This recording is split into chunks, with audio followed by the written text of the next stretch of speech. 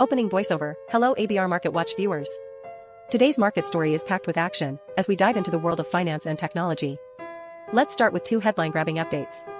Trade Desk, the advertising platform provider, has been added to the S&P 500 index, replacing Ansys, which is being acquired by Synopsys. Shares of Trade Desk surged 15% in pre-market trading following this news. With a market value exceeding $40 billion, these companies typically see investor anticipation ahead of their inclusion, fueling potential rally. Meanwhile, Starbucks is mandating a 4-day minimum office presence or accepting buyout. Leaders may relocate to Seattle or Toronto within a year. This shift could have far-reaching implications for the coffee giant and its employees. The overall market mood today is one of cautious optimism.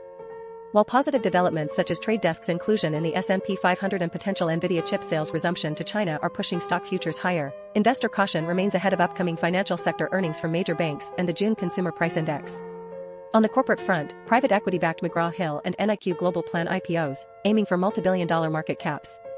Grayscale has joined crypto firms seeking public listings, following Gemini and Circle.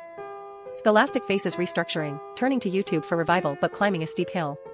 In the tech sector, Coinbase is closing record high, nearing a $100 billion market cap. Air India's chief raises questions about a crash report, pilots passed pre-flight breathalyzer tests. Italian court eases some demands on UniCredit's Banco BPM bid, marking progress in the takeover battle. The healthcare industry sees the Kenvue CEO departing as the company considers portfolio simplification amid sales slump. Elon Musk suggests Tesla shareholders invest in XAI for funding. Becton Dickinson sells its biosciences and diagnostics unit to Waters Corp for $17.5 billion, focusing on medical technology. Sector bellwether Fastenal reports strong Q2 earnings, best sales growth in years. Private equity firms Bain and Kohlberg invest $10 billion in biopharma industries PCI Pharma.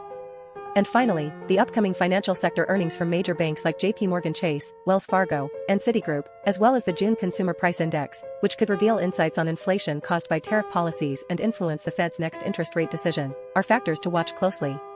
Closing voiceover, that's today's market story for ABR-MarketWatch viewers.